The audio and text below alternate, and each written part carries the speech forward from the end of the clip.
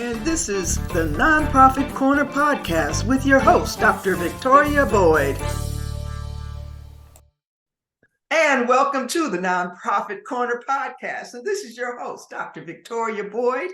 And today I have Don Gleason with me. And he's going to talk about something that is really close to my heart, boards. If you remember, I wrote the book, Board Bound Leadership, because in a lot of my experience, they didn't really understand what their role was.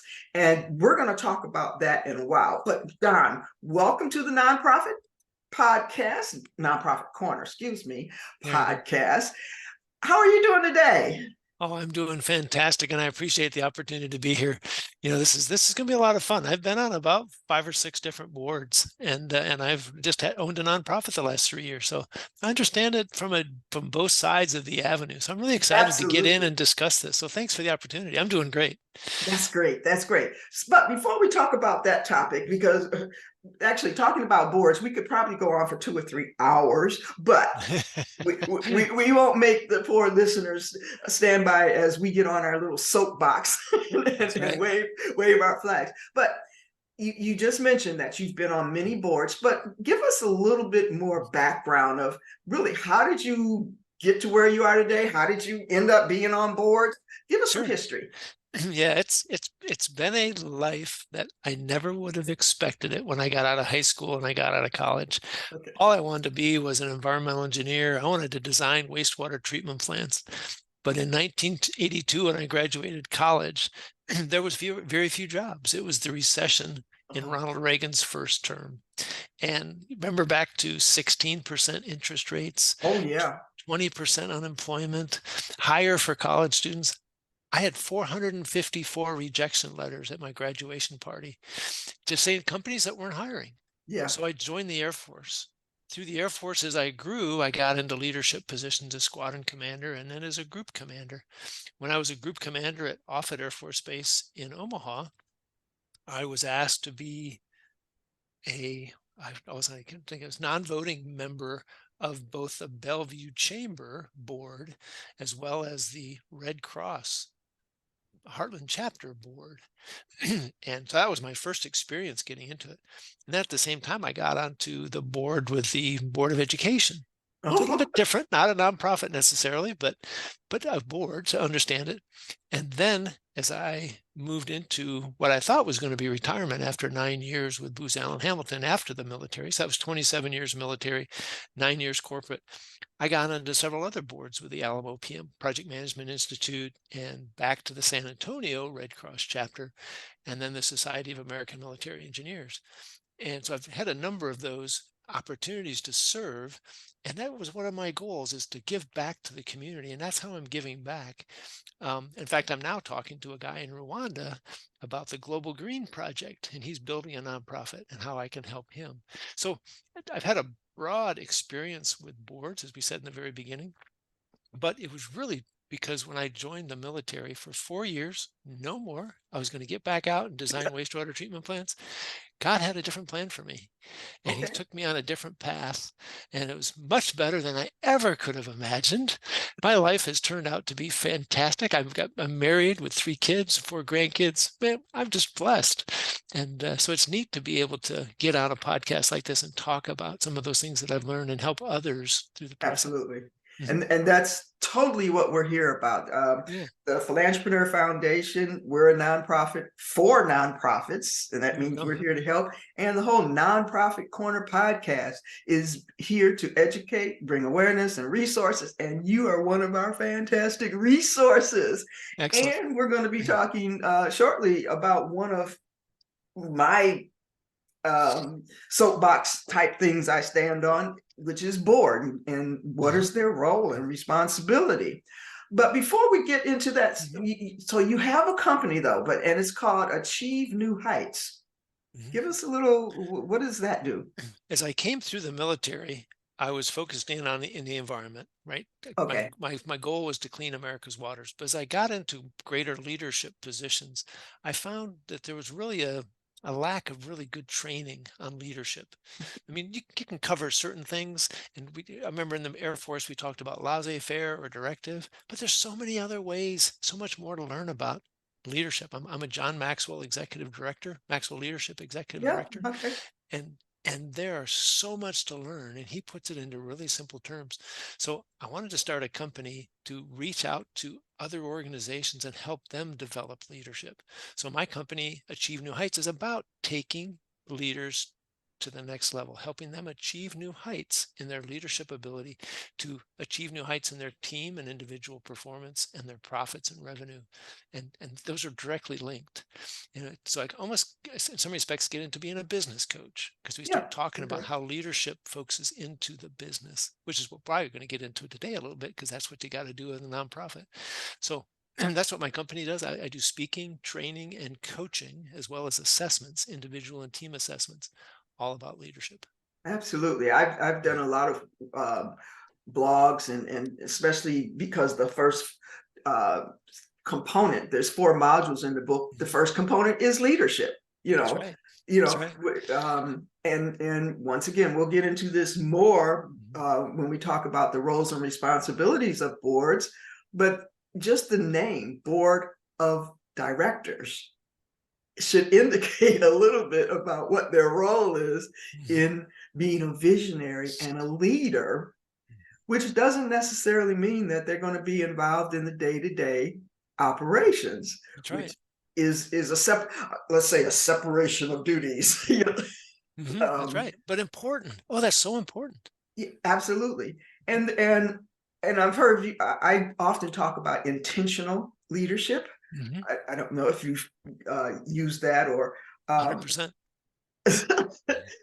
I love it because that means you go out with purpose in building a culture of Mhm. leadership, and you're trying to nurture others to step into their spotlight. I used to have a side program called Center Stage Leadership, where you step Excellent. into your spotlight on the stage. See, it's all these Mhm. symbolism and things. Plus, I taught dance for 28 years, so the stage is very There you go. important. That's right. But center stage leadership is where you step into your spotlight, Mhm. but you're the whole idea of intentional leadership and helping others learn how to lead, Mhm. and giving them the autonomy or the empowering them with the idea that they can be leaders. Everyone doesn't want to be a leader, It's but true. in some aspects, Mhm. you have to assume leadership no matter where you are on that ladder. Mhm. Even if you don't want to supervise other people to be a leader of teams, you still have to lead yourself, right? That's true. You're you're Just you're your you're thoughts and ideas, your mindset, you know. your priorities, your time management, Yeah, your emotional quotient, intelligence of how you relate with other people. You have to manage all of that. You have to lead yourself, right? absolutely, absolutely. Mhm. So leadership is an important um, component that can be interspersed throughout all of the different Mhm. aspects in the nonprofit world and an Exactly. organization, Mhm. because its structure is so unique, where the board is not paid, they're all volunteers. They automatically come in there with a different mindset. Mhm. I just see it over and over again. And hopefully we can help many organizations, especially if organizations will encourage them to watch this podcast, That's right. to start thinking Mhm. about leadership as a board member, and what Mhm. that means for them. So if we were to just start talking about how you might, and I'm gonna use some of your words, energize um, that board.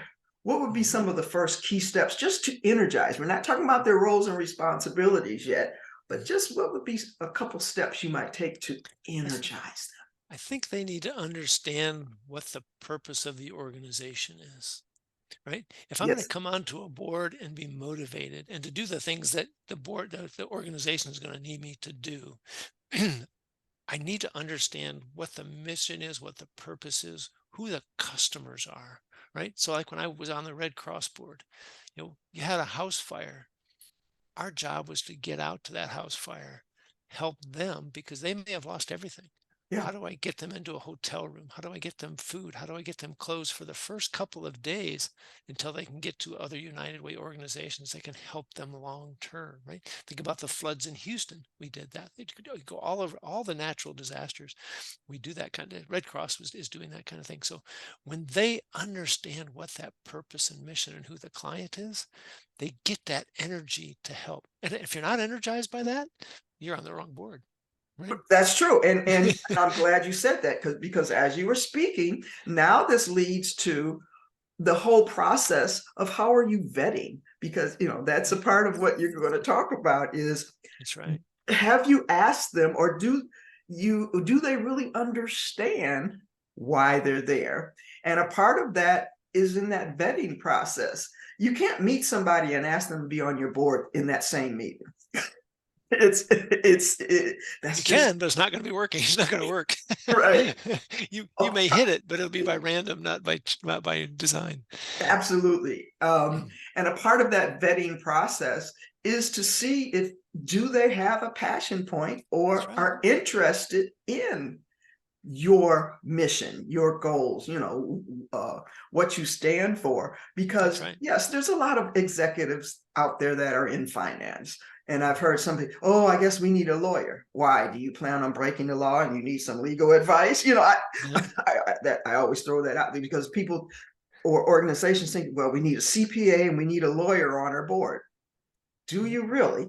You know, Can you can know, be good, but it depends on what type of board it is, right? absolutely. Mhm.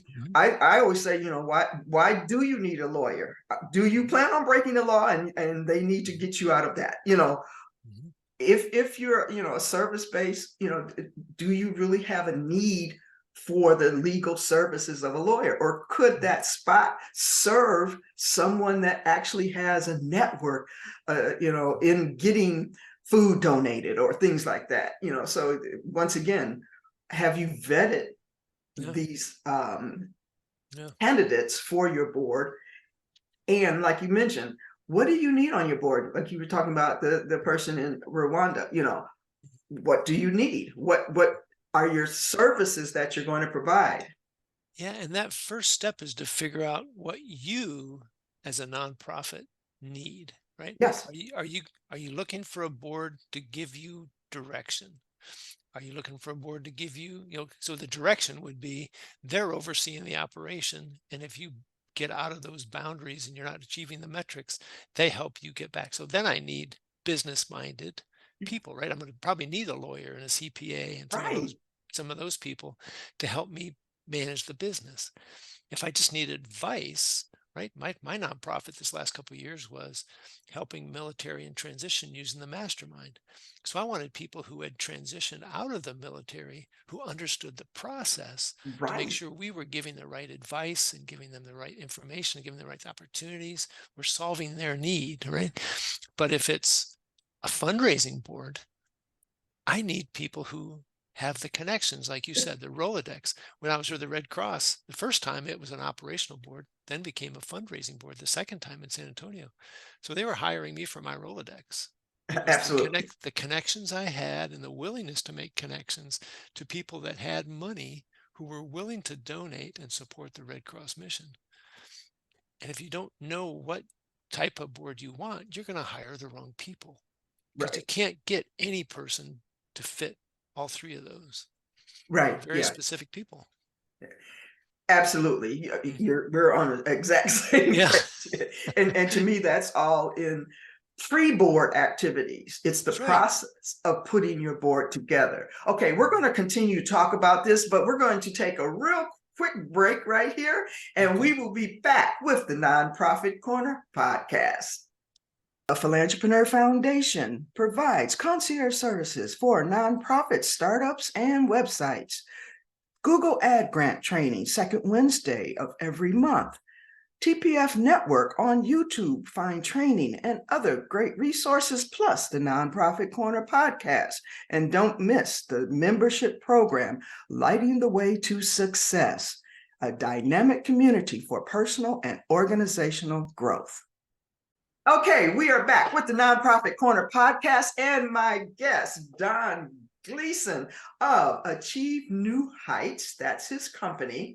But we were in the process of talking about vetting boards and how do you determine who should be on your board.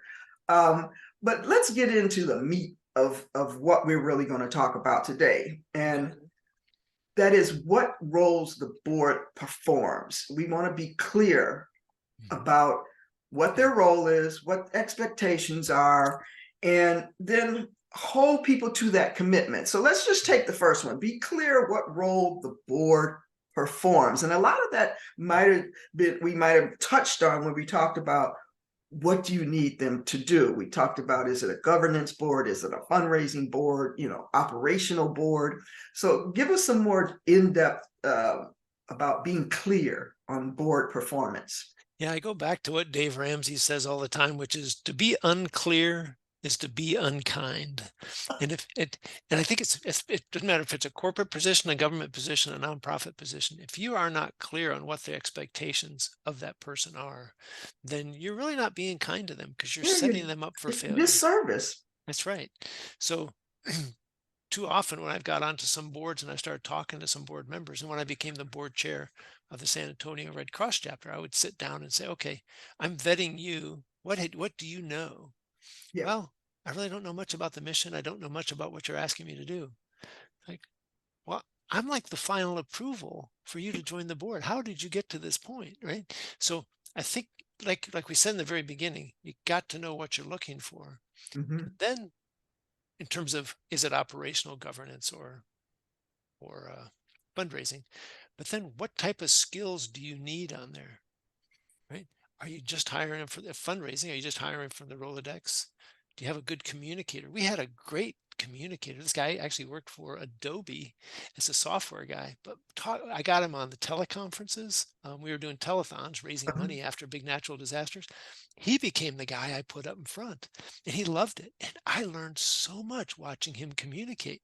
And you wouldn't think a software engineer would be that guy. Yeah. But he had that communication capability. Yeah. So not only did he have a good Rolodex because he knew a lot of the old money in San Antonio, he grew up in that area. He brought that other communication. So he fit two roles, right? Absolutely. And so how am I going to use that board?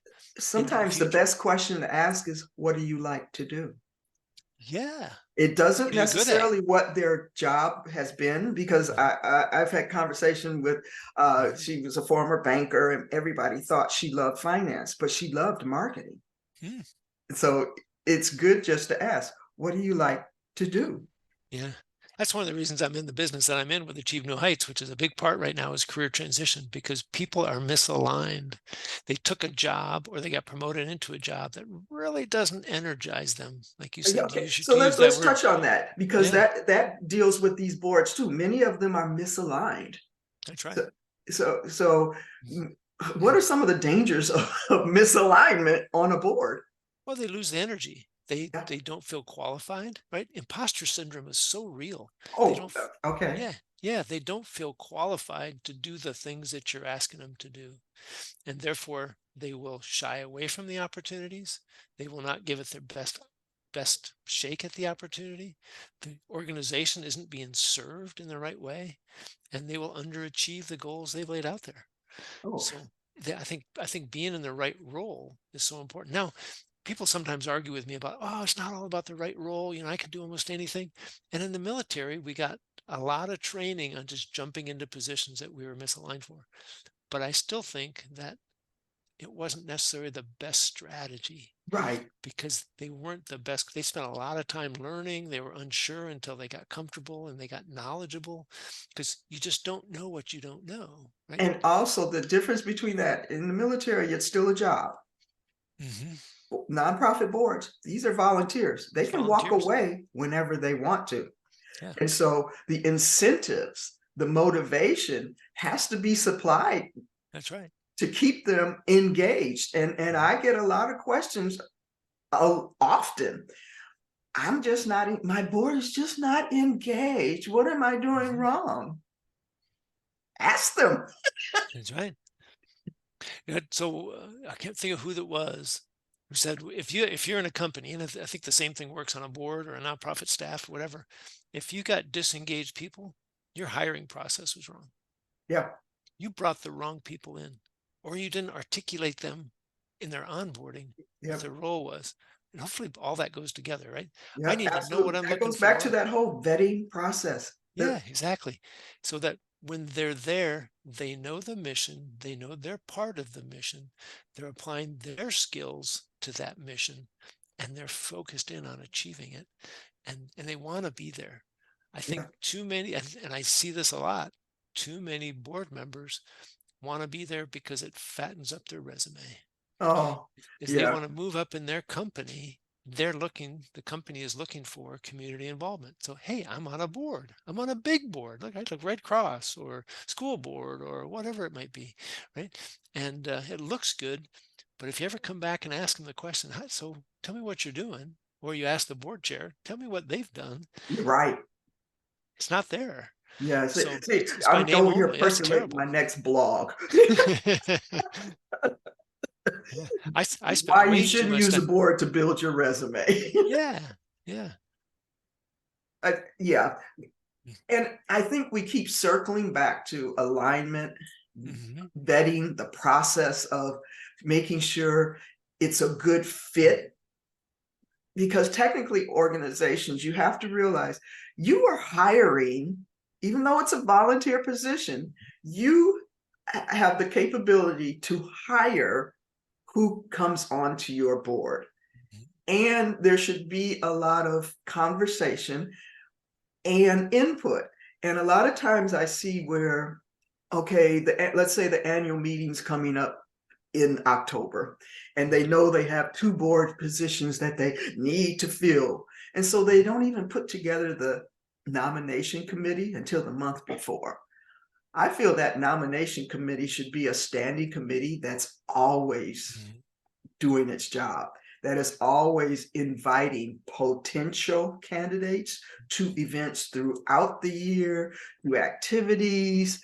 You might even give an activity just to look at how different people interact with That's right. your constituents. That's why I was just smiling and laughing a little bit, and you look and you noticed it. And if people are listening to this on radio, they won't catch that, but or on the iTunes. But I think back to the book Ideal Team Player with Patrick Lencioni. And he says, when you're interviewing people, get them out of the little interview Yes. room, take them shopping, take them to lunch, take them to dinner, take them to a drink, see how they react in that situation, right? Do they thank the waiter or the waitress? Do they thank the door person? How do they interact with people? That's when you really start to see what they're really made of. And I Absolutely. think when you can have a standing committee where you're inviting people to come in and they get to meet people, you get to see how they're interacting, because the board is the face of the organization, like Yes. with the executive director. Yep. Do you want that person? So with me, with the Red Cross, we did a number of telethons to raise Mhm. money, right? Natural disaster. We got in front with the news crew. We're standing at the TV station, and we're getting on camera. We're getting interviewed. Do you want that person Yeah. presenting for your organization? And I think it's a great opportunity to test them and see how they Absolutely. interact. Yeah. So this is a tip for our nonprofit listeners. Have your nominating committee be a standing committee that works 12 months out the year and actually might be a part of the event planning Yeah. um, process, and have a say or feedback to different events, and have them look at how can they utilize it to help them carry out their duties. That's a That's right. tip for you. That's a great one. That's a good idea. Yeah. Okay, so hold people to their commitment, Mhm. inspire them versus force them. I'm reading what you wrote here. Yeah. So having them committed, but I don't know. I still think of you, okay, you've got these people on the board. They really aren't doing what they need to do. Mhm. How can we light that fire or hold them to that commitment? Yeah. I think that's the individual conversation.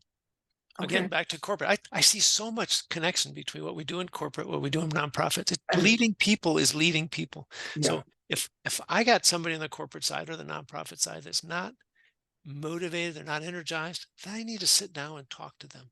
I need to understand what it is they want to do. What what drives them?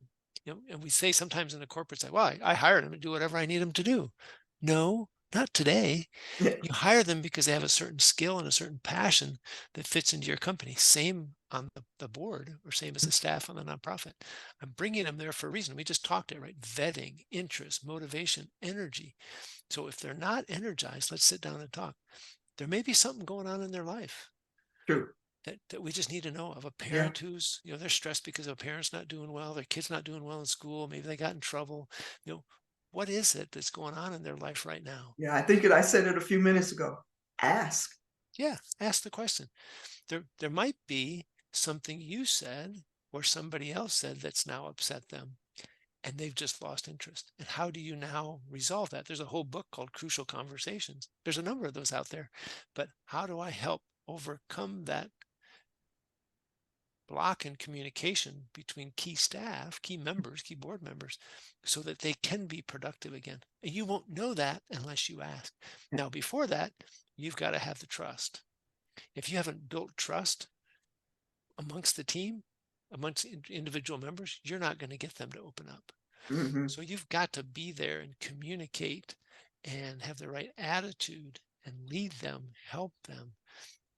They see that you're there for them, and they will be willing to open up more Yeah, in the conversation. absolutely. Hmm. Once again, Hmm. a lot of I keep keywords keep popping into my head. Sure, Don't that's right. assume that this is what they want to do just because their current job title is that. That's might not be what they're passionate about. Hmm. Don't assume that they're not committed. There might be something going on in their life. And to stop making assumptions, you Hmm. need to just ask, That's right. is there a problem? How can I help? What do Mhm. you need from us as an organization so that we can get that passion and inspire you to be who you appeared to be at first. That's right.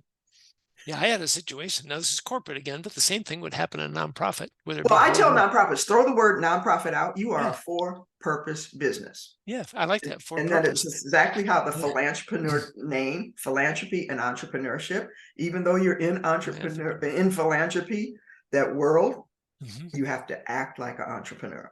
Oh yeah. That's how they came So to you. so we had submitted a deliverable to the government. Government obviously didn't like it because they gave us the opportunity to do it over. Oh, And and we had 3 weeks. And I needed certain skills from one individual who had been involved before, but not as much as we needed him. So I went down to his office and I sat down and I said, I know you just had twins, they're like 2 weeks old. Mom has just gotten home. You're spending a lot of time helping mom at night. You got a 2-year-old as well. So you're pretty stressed and your wife needs you, but we need you. How can we work this together to both be successful? And of course, his certain answer was, I can do whatever you need to do. Don't worry about that. Don't worry about my home. I said, no, I do worry about your home, because if things aren't going right at home, you're not going to be fully focused here. So think about that tonight. Well, he went home and he was mad. He couldn't believe that Don Gleason was going to hold him back from doing what he needed to do, achieve at work. And his wife talked to him that night. She said, all he does is he cares about you as a person, as a husband, as a father. So stop being mad at him and recognize what he's trying to do. He came in the next morning, he apologized. And he said, I didn't realize that you had my best intention at heart. Here's what I think we could do. If I could get rid of these tasks to these people, I can focus over here. I can still get out on time to be the right husband and father I need to be. And it worked for 3 weeks. We nailed the deliverable. He was doing good. The other people loved the extra work that they got because it was a new opportunity, okay. right? And we balanced that. So we had to think about all those ramifications. But that's the same kind of thing you would do for a nonprofit board. Understand the situation and and just deal with personalities, because unfortunately we all come at things differently. Yeah, yeah, and So assumptions, yeah, and the yeah, best thing I think that we keep saying over and over is ask, mhm, and get the feedback, yeah, and come to consensus and collaborate and coordinate yeah, of how the heads can be put together. yeah. As leaders, we need to understand their personalities, not only their strengths like strength finders, Yeah. but their personalities like a disc assessment. Are they dominant? Are they influencing? Are they steady, stable? Are they compliant? And that makes a difference on how I communicate with them. Absolutely. So you got to communicate with everybody in their style. That's right. That's right. Yeah, that's one Absolutely. of those things I picked up with Maxwell Leadership and being now a certified disc consultant. Okay. It's been so powerful. I think we have dropped some really great nuggets here, Mhm. about just looking at your board and how to make it more effective, how to vet and take the time to go through a real process, how to um, make the best use of a nominating committee. Committee. So, in closing, do you have any final words or last comments or things you want to say? I think one thing I wish I would have done is sat down at the end of every year with each board member and kind of reviewed where I see they've done well and haven't done well, and where they see they've done well and haven't done well, and how Okay. those mesh or don't mesh, and how we can set them up for the next year. Okay. Right? Almost do a KPI assessment. Yeah, exactly. Yeah. One of the reasons I went with Booz Allen when I retired out of the military, because they did a 360-degree assessment process. So it Okay. wasn't just the boss. I got feedback from a number of people I worked with, other bosses, subordinates.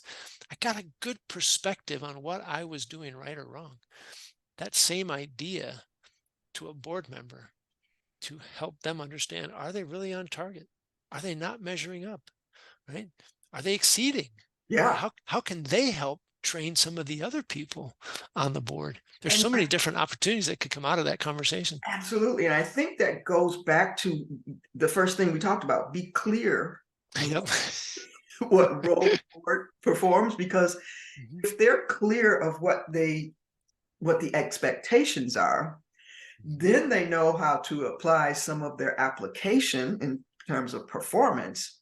And then by having an annual assessment, they'll see where their gaps are, which then redefines the expectations, which clarifies. mhm. It's That's right. all a full circle in a Yeah. cycle. With the Red Cross, I could do 3 3-year terms. Every nonprofit will probably be a little bit different, Yeah. but you have some number of year terms, whether it's 2 2 year or 3 2 years or whatnot. So they're going to be with you a while. Yeah. You want to spend the time and help them be the most productive they can be. Absolutely. Mhm, And I mean, you want to have them engaged mhm. to help and be an asset to the organization. That's the bottom line. That That's is the right. bottom. Thank you, That's right. Don. It has been a pleasure. If people want to reach out to you, how can they reach you? The best way is through LinkedIn. I'm the only Don with a middle initial L, Okay. Gleason. So Don L. Gleason. I You'll will see right make there, sure I'm a I career put that. transition coach. Yeah. And I'd love to connect with people, and I love to have conversations with people. Right now, as I said earlier, I'm big focused in on career transition and how I can help people find that job that energizes them again. Because I think both the military side, with 22 veterans and military committing suicide a day, Yep. we need to work that to get them, because transition is the number one thing that causes suicide. But on the civilian side, after COVID, we really recognize the mental health aspects of being forced back to work and being disconnected with people, and not being in the right job. I mean, at one point, 4 million people were changing jobs a month Wow. in the US. And 70% of them said, I'm not sure I got the right position. I wish I wouldn't have done that. I reacted instead of thinking through it. So I'm there to try to help them think through those as a coach and get that right position. And also, great audience for you are us baby boomers and seniors who have done Yes. a full career. Hmm. My career totally changed. I was in education for 32 years. I'm nowhere near educate. I still educate people, but I'm not in the education system. And what I'm doing now is completely different. I never in a million years would have imagined it, but Yeah, it's a great time to think about what are you going to do that's going to bring you joy. that's right. And that changes through your life. Yeah, I mean, I went from environmental to leader to now coach. yes, But every one of those trained me along the way. absolutely. I wouldn't be as good today if I didn't go through that stuff, good and Experiences bad build the yesterday. foundation. That's Absolutely. right. Thank you, Don, so much for being on the Nonprofit Corner podcast. And this is Dr. Victoria Boyd, your host, and I hope to see you next time.